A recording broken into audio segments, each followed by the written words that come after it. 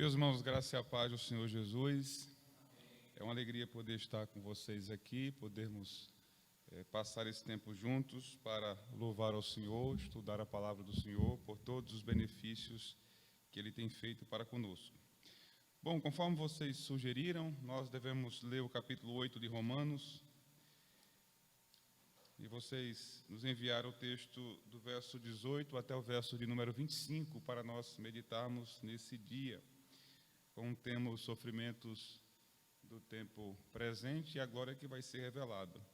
Essa porção que vocês separaram para nós estudarmos nesse dia, ela de fato aborda o problema dos sofrimentos do tempo que nós vivemos, o tempo presente, e também fala sobre uma glória que vai ser revelada nos filhos de Deus e em toda a obra de criação. Portanto, nesse texto você tem dois momentos, vamos assim dizer. Paulo fala sobre os sofrimentos da criação, não é? E, portanto, a glória que o Senhor vai revelar depois, e também há uma relação com os sofrimentos dos filhos de Deus e a glória que eles receberão no Senhor. Então, vamos abordar essas duas questões. Hoje, pela manhã, nós vamos observar o que Paulo tem a dizer sobre os sofrimentos da criação, já que é o que está no texto, e a esperança que essa criação tem também de redenção, também de glória da parte do Senhor. E à noite nós nos focaremos sobre os sofrimentos dos filhos de Deus, né, e a glória que eles receberão no Senhor. Vamos então ler o texto da Escritura. Mais uma vez, nós já lemos, é bom guardarmos bem no nosso coração, já que vamos passar o dia hoje com esse texto na mente e refletindo. Capítulo 8, verso 18 até o verso 25. A Escritura nos diz o seguinte: porque para mim tenho por certo que os sofrimentos do tempo presente não podem ser comparados com a glória a ser revelada em nós. A ardente expectativa da criação aguarda a revelação dos filhos de Deus, pois a criação está sujeita à vaidade, não voluntariamente, mas por causa daquele que a sujeitou, na esperança de que a própria criação será redimida do cativeiro da corrupção para a liberdade dos filhos, da glória dos filhos de Deus. Porque sabemos que toda a criação, a um só tempo, geme e suporta angústias até agora. E não somente ela, mas também nós, que temos as primícias do Espírito, igualmente gememos em nosso íntimo, aguardando a adoção dos filhos, redenção e a redenção do nosso corpo, porque na esperança fomos salvos. Ora, a esperança que se vê não é esperança, pois o que alguém vê, como espera? Mas, se esperamos o que não vemos, com paciência o aguardamos. Amém. Vamos ter uma palavra de oração? Graças, meu Senhor, te damos por essa manhã e pelo grande privilégio de podermos ter contato com a Tua palavra. Senhor, pedimos que o Senhor desvende os nossos olhos para podermos contemplar as maravilhas da Tua lei. Tenha misericórdia de nós, meu Senhor. Que o Senhor nos dê a iluminação do Teu Espírito Santo. Torne claro para nós essa passagem, Senhor. Que o Teu Espírito a aplique em nossa mente, em nosso coração. Nos dê a graça, Senhor, de proclamarmos e recebermos a Tua palavra de maneira salvadora e santificadora. Te pedimos isso em nome do Senhor Jesus. Amém.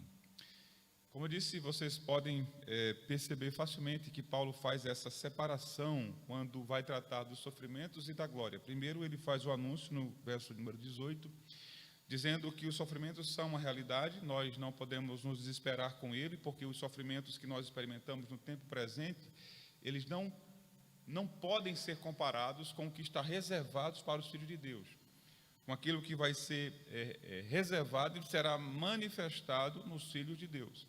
Então, essa é a primícia que Paulo estabelece. Depois ele vai fazendo um desenvolvimento disso, e aí ele vai falar dos sofrimentos da criação, como nós vimos primeiro, e vai dizer que a criação está debaixo de verdadeiros sofrimentos em vários aspectos, né? mas essa criação está aguardando com esperança também. Essa é a imagem que Paulo cria aqui, que a criação está na expectativa, está aguardando a sua redenção. De fato, a promessa do Senhor nesse sentido, porque o texto sagrado diz que a morte de Cristo e a sua obra de redenção, geralmente quando a gente pensa na obra de redenção do Salvador, a gente só está pensando em perdão dos nossos pecados e em nossa salvação. Mas a Escritura diz que Ele derramou o seu sangue para que todas as coisas fossem reconciliadas consigo mesmo, tanto as do céu como as da terra. Então, uma obra de redenção, ela tem um alcance maior do que eu, maior do que nós, muito mais do que nós podemos pensar.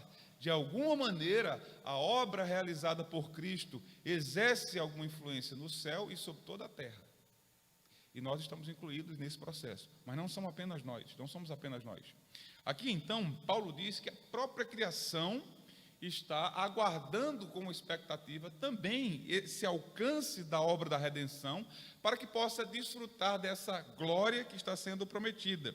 Esse capítulo 8 é um grande capítulo em que Paulo está falando sobre a doutrina do Espírito Santo, a obra do Espírito Santo. Ele já falou sobre a doutrina do tempo, o tempo presente e a era vindoura que vai ser revelada. Ele falou sobre a doutrina da glória que há de ser revelada na segunda vinda do Senhor. Agora, aqui ele já mostrou que os cristãos, eles não são meros espectadores, porque essa glória vai ser revelada em nós, a gente não vai só ficar falando sobre essa glória, algo dessa majestade, algo dessa glória bendita, já começou a revelar-se para nós e em nós, não em sua completude, mas isso já começou a acontecer. Porém, há algo mais que será revelado nos filhos de Deus. E então, Paulo agora passa a falar sobre a doutrina que explica a condição presente do mundo, do universo criado.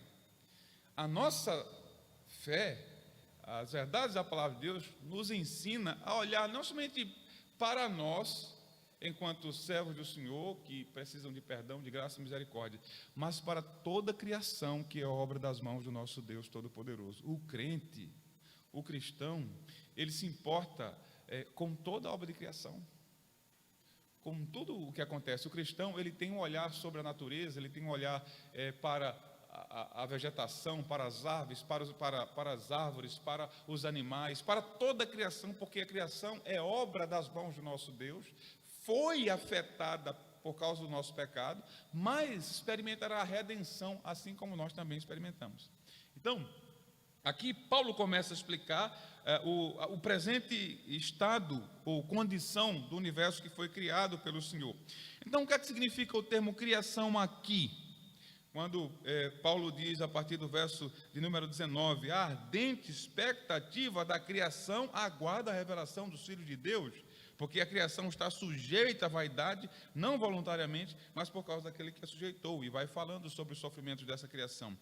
E o que é que Paulo tem em mente quando fala criação aqui? Paulo está se referindo a quê? É bom que nós compreendamos bem essa fala de Paulo, para não confundirmos as mensagens que ele está enviando aqui. Primeiro, esse termo criação não se aplica a anjos. Então, quando Paulo diz que essa criação está aguardando com expectativa a redenção ou a revelação dos filhos de Deus, e que essa criação está sujeita à vaidade, não voluntariamente, mas por causa daquele que a sujeitou, essa criação aqui não é referência aos anjos, muito embora os anjos sejam seres criados pelo Senhor, mas eles não, estamos falando dos anjos, dos santos anjos do Senhor que estão em comunhão com Ele. Esses anjos não têm necessidade de redenção. Esses anjos não experimentaram queda. Logo, essa criação não pode ser uma referência aos anjos. Também essa criação não é uma referência aos demônios. Os demônios experimentaram quedas, mas como disse o escritor aos Hebreus, Deus não socorre a anjos, Demônios são anjos caídos, mas a descendência de Adão. Não há redenção, não há plano de salvação para os demônios que caíram. Eles estão debaixo de condenação eterna. Apenas os filhos de Adão receberam em Deus a graça de experimentar perdão e misericórdia. Por isso que o escritor aos Hebreus diz que o Senhor não socorre a anjos, mas apenas a descendência de Adão. Logo então, essa não pode ser uma referência aos anjos caídos, nem aos anjos que preservaram o seu estado original.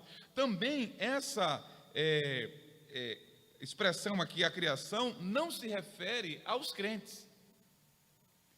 Os crentes são criação de Deus, evidentemente, mas a palavra aqui não se aplica a eles ainda, porque Paulo posteriormente vai falar, ele faz uma distinção entre a criação e os filhos de Deus, que aguardam a redenção, a completa manifestação de sua adoção enquanto filhos. Então, há essa distinção clara aqui.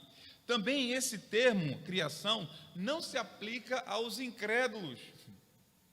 Não se aplica aos incrédulos. Esse termo aplica-se ao universo criado, com toda essa criação orgânica, vegetal, inanimada, irracional, todo o universo criado, excetuando anjos e homens, nesse primeiro momento. Paulo está se dirigindo aqui. Veja que a mente de Paulo constrói uma teologia voltada para a natureza. E os crentes deviam atentar para isso e se preocupar com isso. A Escritura Sagrada preocupa-se com a criação, preocupa-se com a vegetação, preocupa-se com os animais.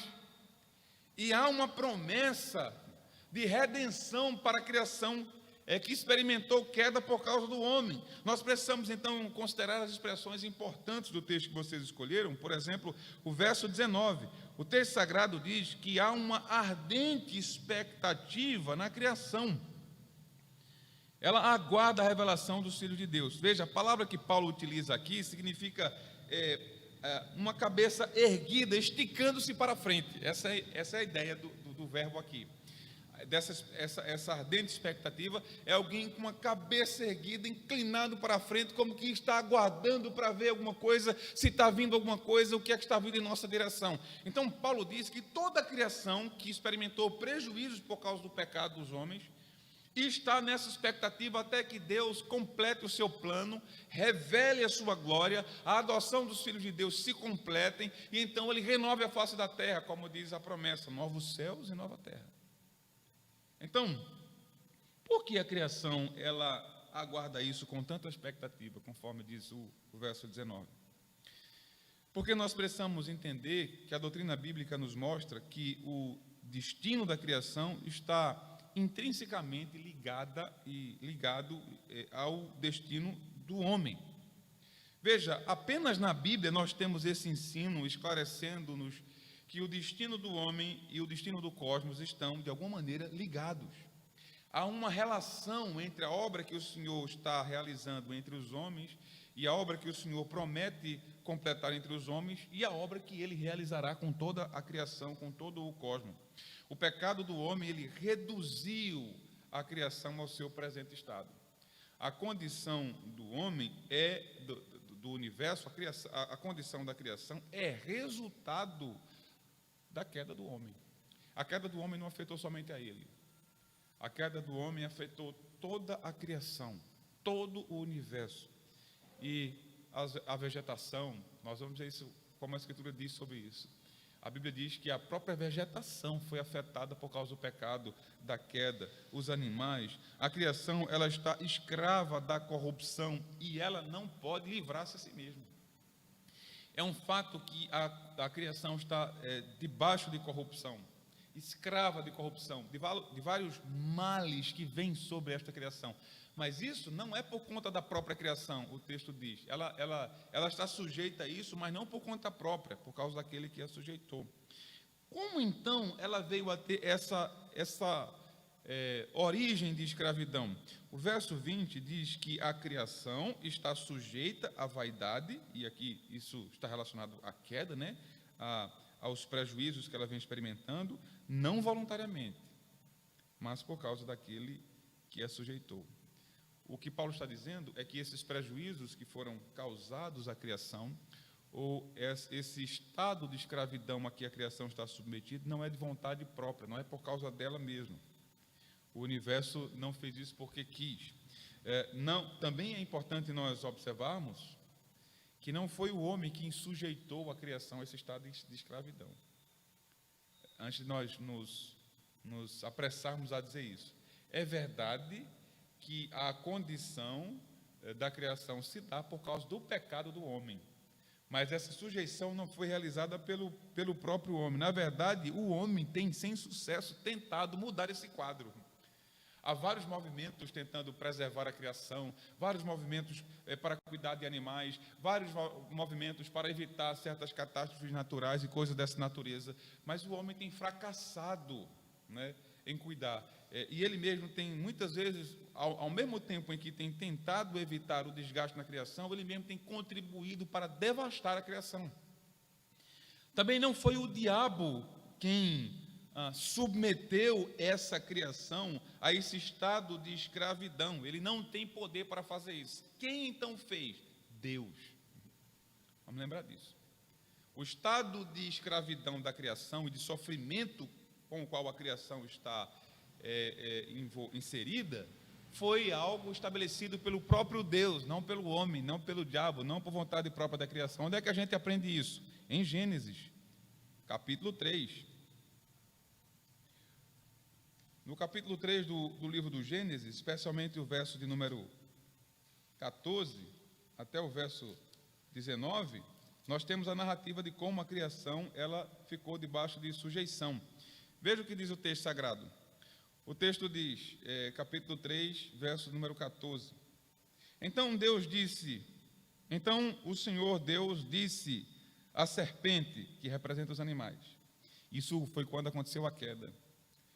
Visto que fizesse isso, maldita és entre todos os animais domésticos, e o és entre todos os animais selváticos, rastejarás sobre o teu ventre, e comerás pó todos os dias da tua vida. Porém, inimizade entre ti e a mulher, e entre a tua descendência e o seu descendente. Este te ferirá a cabeça, e tu lhe ferirás o calcanhar. A mulher, o Senhor disse, multiplicarei sobremodo os sofrimentos da tua gravidez, e em meio a dores darás luz filhos. O teu desejo será para o teu marido, e ele te governará. E a Adão o Senhor disse, visto que atendeste a voz da tua mulher e comeste da árvore que eu te ordenara não comesses, maldita é a terra por tua causa. Em fadigas obterás dela, o sustento durante os dias da tua vida. Ela, ou seja, a terra, produzirá também cardos e abrolhos, e tu comerás a erva do campo, no suor do teu rosto comerás o teu pão, até que tornes a terra, pois dela foste formado, porque tu és pó, e ao pó tornarás. Veja que o texto sagrado diz que as proclamações de juízo foram feitas pelo próprio Deus. Foi Deus quem sujeitou, por causa do pecado, evidentemente. Mas ele enviou juízos aos animais, enviou juízos ao homem, enviou juízo à terra. A terra, a situação como a terra está hoje, é resultado do julgamento de Deus. O que é que ensina, então, a doutrina bíblica nesse aspecto? Essa situação é assim, como eu tenho dito, por causa do pecado e por causa da sua ligação com a natureza. Deus, então, fez o homem senhor da criação, e como senhor da criação, quando ele cai, toda a criação cai com ele. E, por causa do seu pecado, Deus envia e proclama o juízo sobre esse homem, e não somente sobre esse homem, mas proclama também o juízo sobre a própria natureza. A natureza, ela não foi destinada a ser violenta. Quando Deus cria o cosmos, ele não destina esse cosmos a ser violento, a ser sangrento. A natureza não estava destinada, por exemplo, a produzir abrolhos, espinhos, ervas daninhas. Tudo isso ocorre como resultado da maldição divina por causa do pecado. Veja que nos exemplos bíblicos que falam sobre a restauração da natureza, o texto diz que a criança vai botar a mão na boca da cobra, não é assim? E não vai, os animais e as serpentes que eram venenosas não causarão danos. O texto fala dessa relação de animais que, ora, devoram uns aos outros sem fazerem isso.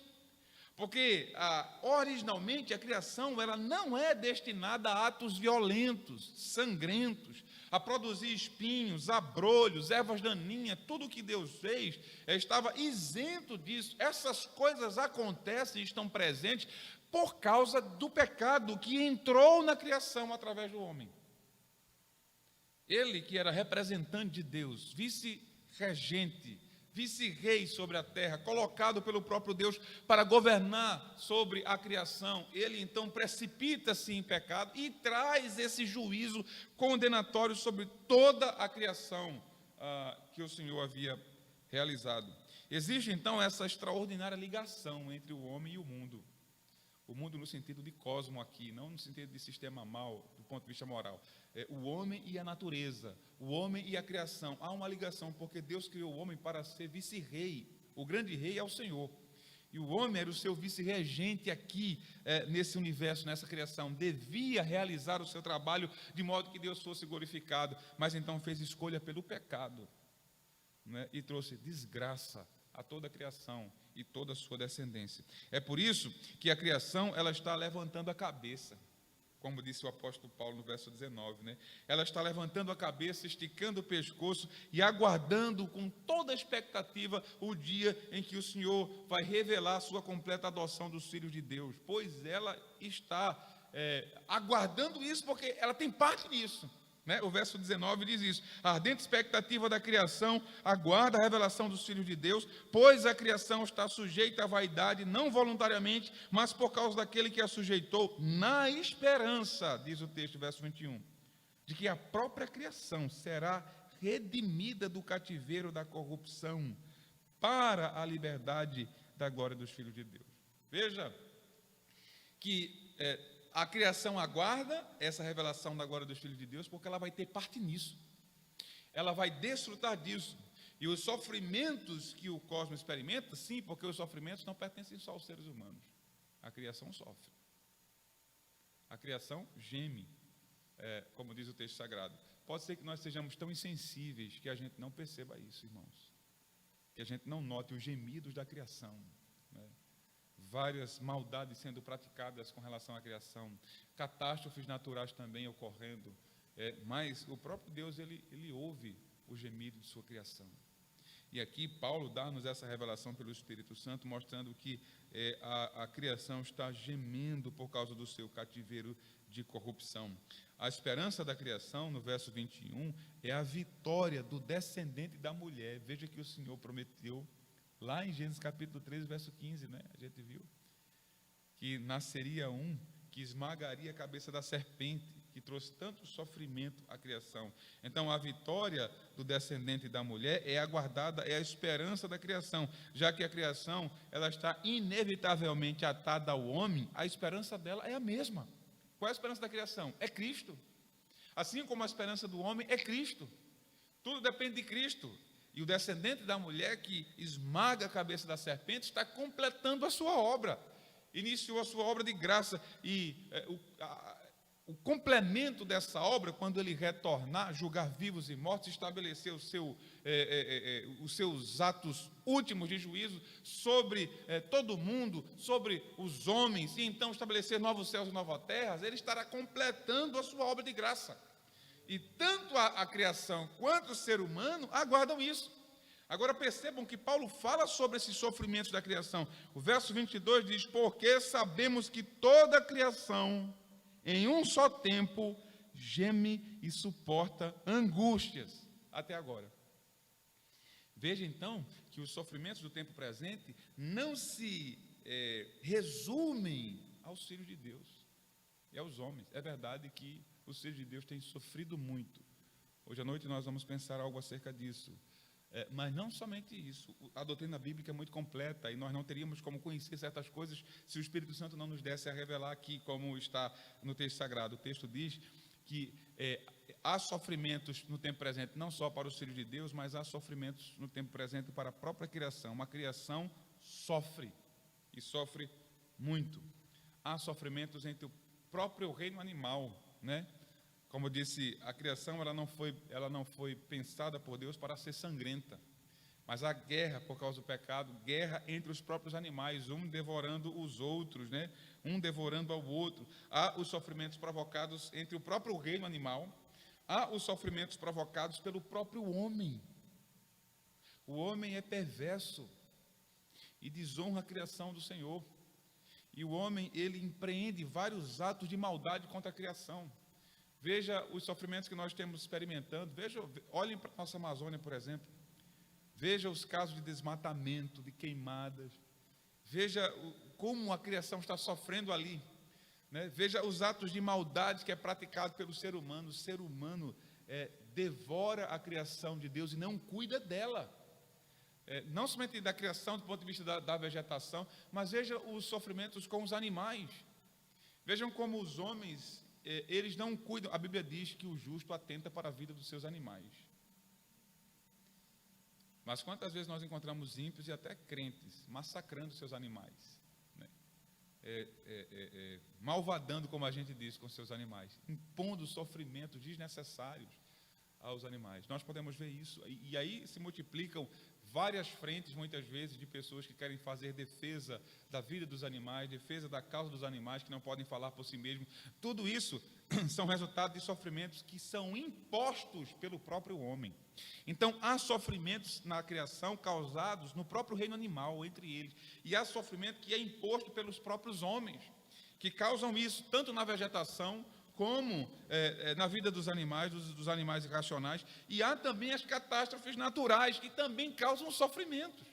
As enchentes, os tsunamis e os vários outros catástrofes que nós podemos imaginar. Tudo isso são sofrimentos que vêm sobre a criação.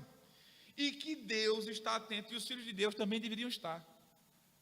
Deus está atento a esses sofrimentos e promete redenção a essa criação. E os filhos de Deus deviam ter interesse por aquilo que Deus tem interesse. Em quantas igrejas nós vimos sermões e instruções sobre esse tema? Pouquíssimas igrejas estão pensando sobre o sofrimento da criação e qual é o papel do cristão no meio de tudo isso. Qual é o papel do cristão no meio, na questão do desmatamento, da poluição dos rios, do massacre dos animais? Qual é o papel do cristão aqui nisso tudo? Há uma orientação bíblica, há uma denúncia da Escritura. A Escritura denuncia que a criação está gemendo em angústia, diz o texto sagrado. E se o Senhor Deus está atento a isso, será que nós também não deveríamos estar? Será que nós devemos considerar como uma coisa de pouca importância se há desmatamento, se nós não nos importamos em plantar árvores, por exemplo, em cuidar adequadamente da vida dos animais, livrar de sofrimentos? Enfim, se nós nos importamos se nós poluímos os rios, para nós faz pouca importância se nós jogarmos sujeira na rua? Irmãos, todo esse universo é reinado de Cristo. Nós devemos ter cuidado. Onde nós passamos é o reino do nosso Senhor. A reforma protestante, ela trouxe uma concepção revolucionária nesse aspecto. Quando ela fala sobre as doutrinas da vocação. Cada um de nós recebe vocações diferentes. Não há uma vocação que seja mais glorificada do que outra. Se eu recebo vocação para ser um professor, ou um pastor, ou um médico, ou se eu recebo vocação para ser alguém que varre a rua, quando eu estou varrendo a rua, eu estou varrendo para a glória de Deus. Isso é o reino do meu Deus, isso aqui. De modo que eu faço tudo com um devido cuidado. Nossos filhos devem ser instruídos. Por que você está jogando lixo onde não deve jogar? Você sabia que isso aqui é o reinado do Senhor? E tudo deve estar limpo para a glória dele? Nós, às vezes, não paramos para refletir sobre as implicações da doutrina bíblica. E nós devemos, então, guardar isso em nosso coração, porque se o Senhor está ensinando isso em sua palavra, é porque Ele quer que nós aprendamos acerca dessas instruções. Contudo, então, veja que não é para isso que Paulo deseja chamar a nossa atenção apenas. A linguagem usada pelo apóstolo Paulo aqui é a mesma do capítulo 4, verso 19 de Gálatas, quando ele diz: eu estou tendo dores como que de parto, até Cristo ser gerado em vocês. As dores aqui da criação, aguardando que os filhos de Deus sejam manifestos em sua adoção de filhos. A ideia é a de que toda a criação está em grande sofrimento, esforçando-se para dar à luz alguma coisa melhor, e não consegue. Está sofrendo dores de parto, é um processo penoso e muito doloroso, aguardando, tentando gerar ou dar à luz a uma coisa melhor do que está aí, e não tem condições. Então ela está aguardando até que Cristo realize a sua obra aqui. Agora, o texto sagrado nos diz que o Senhor faz uma promessa tanto aos seus filhos como a todo o cosmo. Por isso que o texto no verso 18 diz que para mim, eu sei que tudo isso é sofrimento. Paulo diz. É como se ele estivesse dizendo, a criação está em profundo sofrimento. Os seres humanos estão em profundo sofrimento. Mas no verso 18, mas para mim eu tenho por certo que os sofrimentos do tempo presente não podem ser comparados com a glória que há de ser revelada em nós. Então, a glória que o Senhor promete nos versos 18 até o verso 21, ela será vista em 3 esferas. Primeiro, essa glória ela será vista e ela deve começar a ser contemplada por nós de 3 formas. Primeiro, em nosso bendito Redentor. Ele é a glória da criação. Ele é a glória do homem. Nós, então, precisamos aprender a olhar para o Redentor e ver que essa glória de Deus que está proclamada nele, anunciada nele, já está chegando a nós, porque Cristo já começou a realizar a sua obra de graça. Ele já encarnou, ele já exerceu o seu ministério, ele já enfrentou a cruz, ele já ressuscitou. Então a glória tanto da criação quanto dos filhos de Deus está nele. Cristo em nós, diz o texto sagrado, é a esperança da glória. Algo dessa glória então já foi vista aqui nesse mundo. Isaías, por exemplo, capítulo 6, o profeta diz que viu a glória do Senhor, o Senhor num alto e sublime trono, não é? E os anjos ao seu redor, clamando santo, santo, santo, é o Senhor dos exércitos. E você veja que João, ele diz lá no capítulo 12, que Isaías viu Cristo. Quando João pensa naquela manifestação de glória do capítulo 6 de Isaías, João interpreta isso no capítulo 12 do seu evangelho, dizendo que, na verdade, o que Isaías viu foi a glória de Cristo, a manifestação gloriosa desse Cristo. Também os discípulos contemplaram algo dessa glória aqui, por ocasião da transfiguração do nosso Senhor. Capítulo 17 de Mateus, né? Vimos Cristo no monte da transfiguração e Pedro, Tiago e João vendo algo da manifestação da glória do nosso Deus, do nosso Cristo. Paulo viu algo dessa glória quando, a caminho de Damasco para perseguir os cristãos, foi cegado por essa resplendente glória que apareceu diante dele para conquistar o seu coração para Cristo. E o próprio João, na ilha de Pátimos, ele dá testemunho de como teve uma visão dessa glória maravilhosa de Cristo. Mas também nós sabemos que a sua glória ainda vai se manifestar a esse mundo. Por exemplo, Cristo fez promessas nesse sentido, quando ele discursa no seu sermão escatológico, no capítulo 24 de Mateus, os versos 29 a 31, eu vou ler para vocês. Ali Cristo disse, logo em seguida, a tribulação daqueles dias, o sol vai se escurecer, a lua não vai dar a sua claridade, as estrelas vão começar a cair no firmamento, e os poderes dos céus serão abalados, ele disse. Então, Jesus disse, aparecerá no céu o sinal do Filho do Homem. Todos os povos da terra se lamentarão e verão o Filho do Homem vindo sobre as nuvens dos céus com grande poder e muita glória. E ele enviará os seus anjos com um grande clangor de trombetas, os quais reunirão os seus escolhidos nos 4 ventos de uma outra extremidade do céu. Cristo aqui está fazendo uma proclamação do que vai acontecer por ocasião de sua segunda vinda. Ele vem dando várias demonstrações de sua glória, mas ele disse, haverá um dia em que esses céus serão rasgados e vocês verão um sinal, é o Filho do Homem, ele surgirá com grande poder e com muita glória. A primeira vinda do Salvador aqui a esse mundo foi uma vinda em humilhação, Isaías, quando profetizou sobre essa vinda, disse que ele era como uma raiz de uma terra seca, não tinha aparência, não tinha formosura. Nós olhávamos para ele e a gente não via nada. Os homens olhavam para Cristo e só viam um carpinteiro. Um homem na casa dos 30 anos que aparentava ter 50, conforme a discussão do capítulo 8 de João, né? E ele disse aos fariseus, antes que Abraão existisse, ele diz, olha, Abraão viu o meu dia e se alegrou. Aí disseram os judeus, tu ainda nem tem 50 anos e já viste Abraão.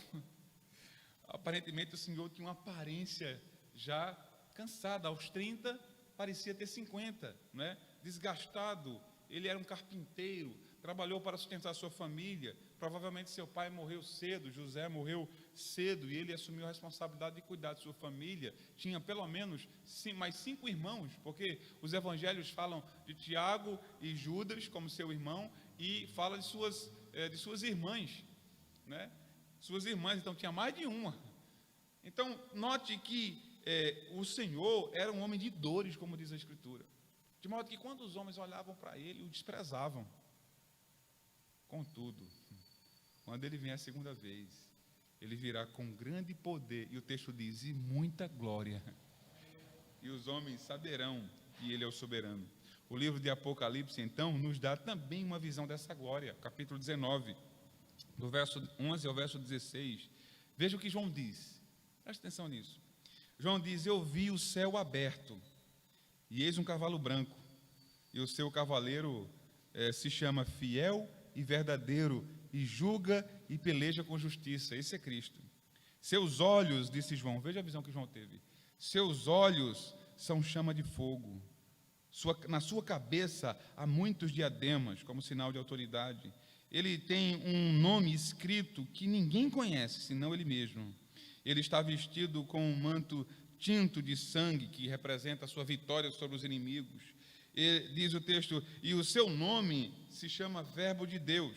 E seguiam-no os exércitos que há no céu, montado cavalos brancos, com vestiduras de linho finíssimos, branco e puro. Sai da sua boca uma espada afiada, para com ela ferir as nações. Ele mesmo as regerá, ou regerá essas nações com o cetro de ferro, conforme diz o Salmo 2, né?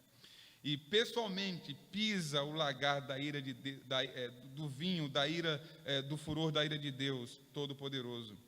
Tem no seu manto e na sua coxa um nome, e no nome está escrito Rei dos Reis, Senhor dos Senhores. Veja que João está tendo a visão do Cristo poderoso, glorioso, não aquele que os homens crucificaram, mas aquele que é Rei dos Reis, Senhor dos Senhores. Ele se manifestará dessa forma. Paulo também falou sobre algo disso em 2ª Epístola aos Tessalonicenses, capítulo 1, do verso 7 ao verso 10. Ele diz, e a vós outros que sois atribulados, vocês que estão em sofrimento, nesse tempo presente, o que é que eu digo? Ele diz, alívio juntamente conosco, quando do céu se manifestar o Senhor Jesus com os anjos do seu poder em chamas de fogo, tomando vingança contra os que não conhecem a Deus e contra os que não obedecem ao Evangelho do Senhor Jesus. Estes sofrerão a penalidade de eterna destruição, banidos da face do Senhor e da glória do seu poder, quando vier a ser glorificado nos seus santos e será admirado em todos os que creram naquele dia, porquanto foi crido entre vós o nosso testemunho. Paulo diz, vocês que estão atribulados, tenham alívio. Jesus está voltando com seu poder, com a sua glória. Ele vai julgar homens, vivos e mortos, homens e anjos. O texto sagrado diz que ele vai julgar aqueles que estavam julgando, porque esses irmãos estavam experimentando sofrimentos, perseguição, maldade. Os ímpios governantes estavam prendendo, matando, destroçando, saqueando muitas dessas famílias cristãs, e o Senhor diz, alívio, o nosso rei está voltando em soberania e poder, e ele vai julgar vivos e mortos, e vai tomar vingança contra aqueles que não conhecem o Evangelho, e contra aqueles que desprezam o nosso Senhor Jesus Cristo. De modo que nós, se queremos ver algo dessa glória que vai ser revelada, devemos estar olhando para Cristo. Há muita glória nele. Vamos olhar para Cristo e pensar na sua majestade, pensar na sua glória, pensar no seu poder, pensar na sua pessoa, na sua obra.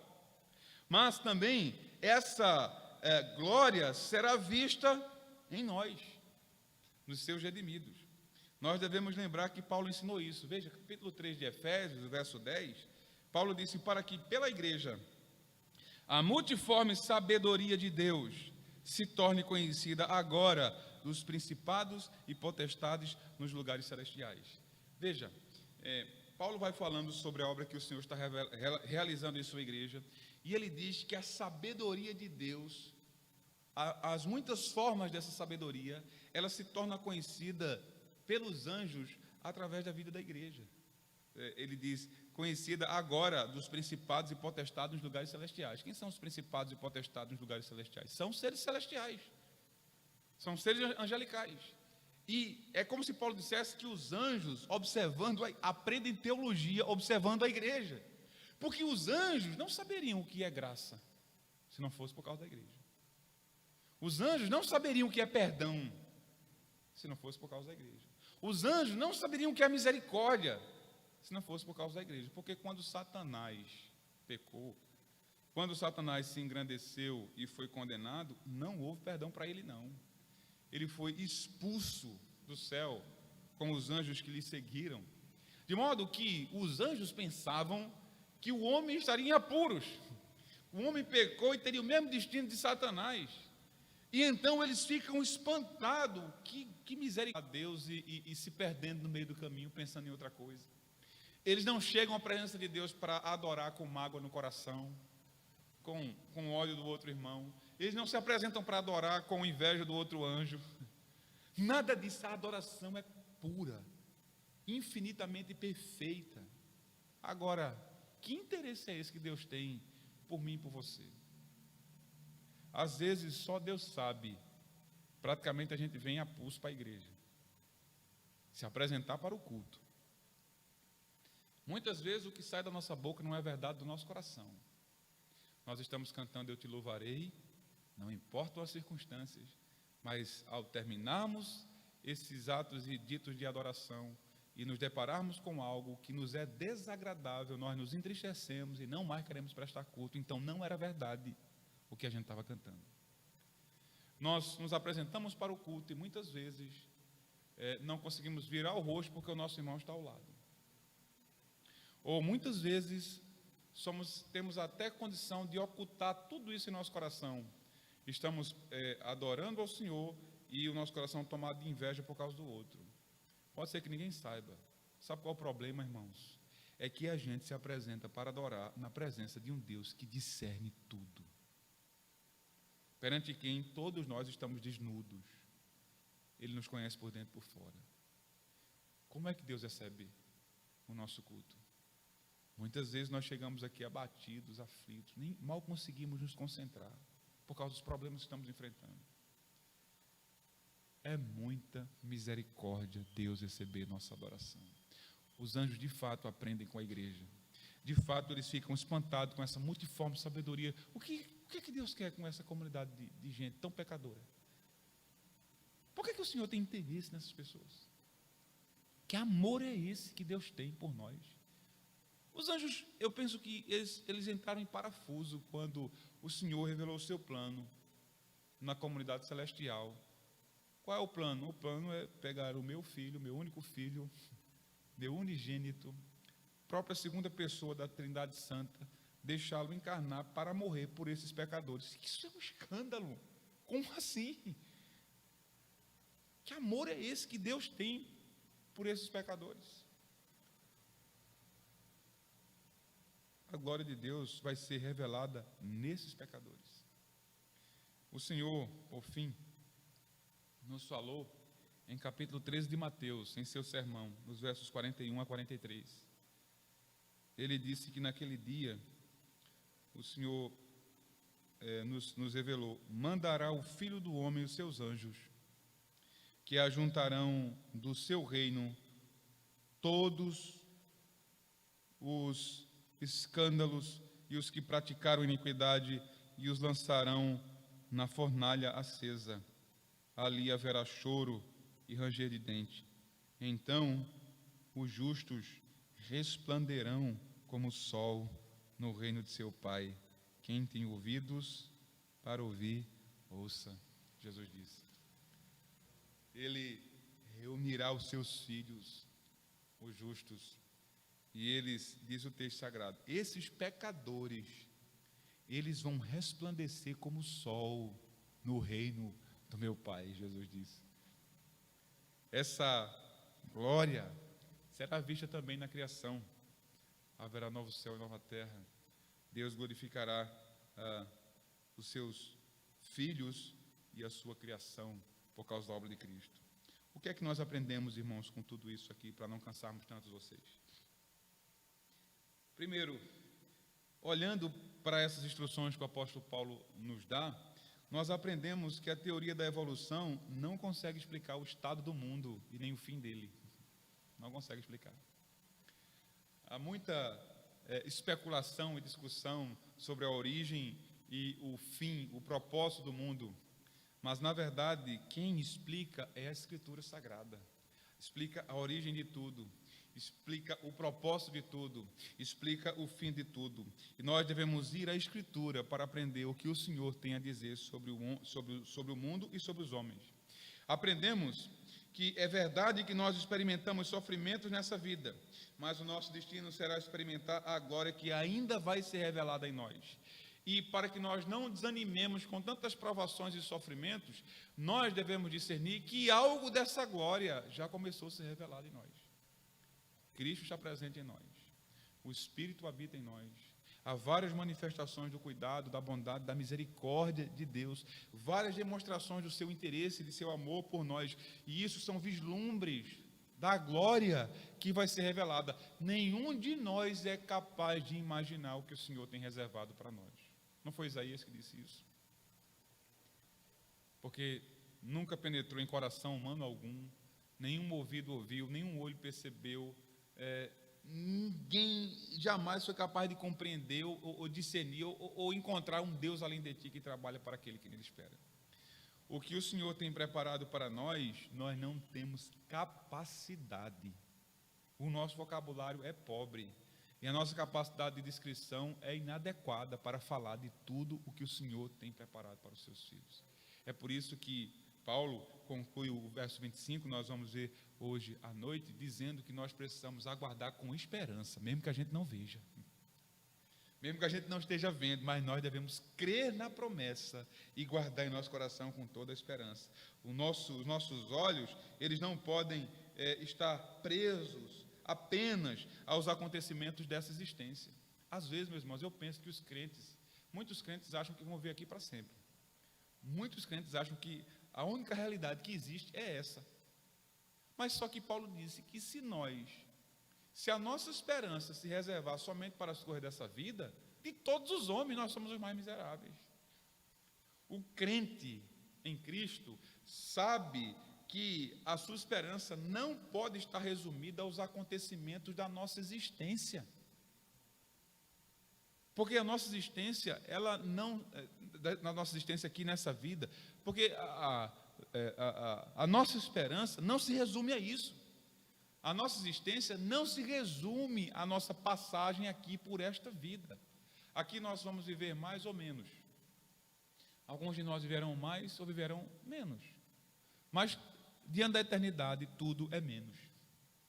Não importa se você vive 100, 120 anos, ou se você vive 10 ou 15 anos, diante da eternidade, isso é nada.